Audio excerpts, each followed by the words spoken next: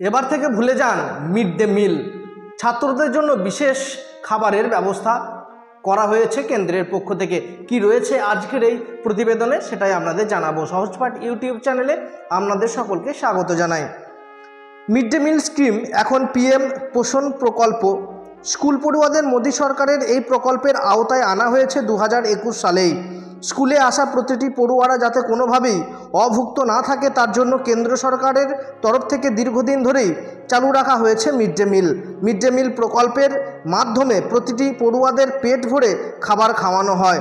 শুধু পেট ভরে খাবার খাওয়ানো নয়, এর পাশাপাশি পুষ্টির কথা মাথায় রেখে তাদের জন্য প্রতিনিয়ত পুষ্টিকর খাবার দাবারের ব্যবস্থাও কিন্তু করা হয়ে থাকে। কি এই পিএম পোষণ স্কিম সেটার এবারে পড়ে নিই। সারা দেশে প্রথম থেকে অষ্টম শ্রেণী পর্যন্ত মোট প্রায় 11,80,00,000 ছাত্রছাত্রী এই পিএম পোষণ স্কিমের আওতায় আসবে। মোট স্কুলের সংখ্যা 11,20,000। 2021-22 থেকে 2025-26 অর্থ পর্যন্ত বছর পর্যন্ত মোট 5 বছরের জন্য এই প্রকল্প হাতে নেওয়া হয়েছে। এতে কেন্দ্রীয় সরকারের মোট ব্যয় হবে 54,026,73 টাকা। রাজ্যগুলির খরচের পরিমাণ 31,733,17,00,000 টাকা। কথায় আছে যে খালি পেটে কাজ হয় না, খালি পেটে কাজে মন বসে না। এছাড়াও খালি পেটে থাকা শরীরের পক্ষে কিন্তু ক্ষতিকর। এসবের কথা মাথায় রেখেই প্রত্যেক বছর সরকারের তরফ থেকে কোটি কোটি টাকা খরচ করা হয়ে থাকে পড়ুয়াদের জন্য। এবার কেন্দ্রের তরফ থেকে পড়ুয়াদের জন্য এমন কোটি কোটি টাকা খরচের পাশাপাশি তাতে আরও কিছু করারও পরিকল্পনা গ্রহণ করা হয়েছে।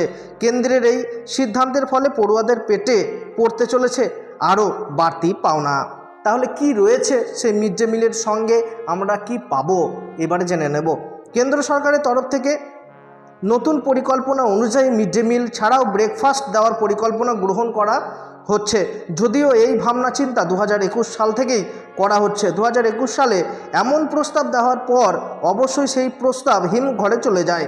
2 বছর পর নতুন করে এই প্রস্তাবের উত্থান হয়েছে এবং মিড ডে মিলের পাশাপাশি ব্রেকফাস্টের ব্যবস্থাও হতে পারে পড়ুয়াদের জন্য বলে জানা যাচ্ছে। 2021 সালের 29শে সেপ্টেম্বর কেন্দ্র সরকারের তরফ থেকে প্রধানমন্ত্রী পোষণ শক্তি নির্মাণ নামে একটি প্রকল্পের জন্য অনুমোদন দেওয়া হয়েছিল এবং সেই প্রকল্পে আওতায় মিড ডে মিলকে আনা হয়।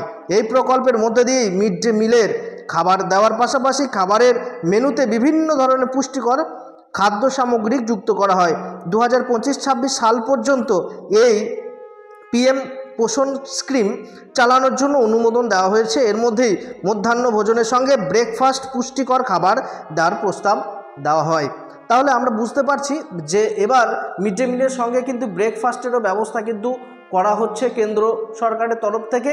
কি হবে না হবে পরে আপডেট তো আপনারা পেয়ে যাবেন যদি আমাদের হাতে আপডেট আসে। আজকের ভিডিওটা এইটুকুই ছিল। আর চ্যানেলে যদি নতুন হন আপনারা অবশ্যই চ্যানেলটিকে সাবস্ক্রাইব করতে ভুলবেন না। চলুন ভিডিওটা এখানেই শেষ করছি। জয় হিন্দ, বন্দে মাতরম।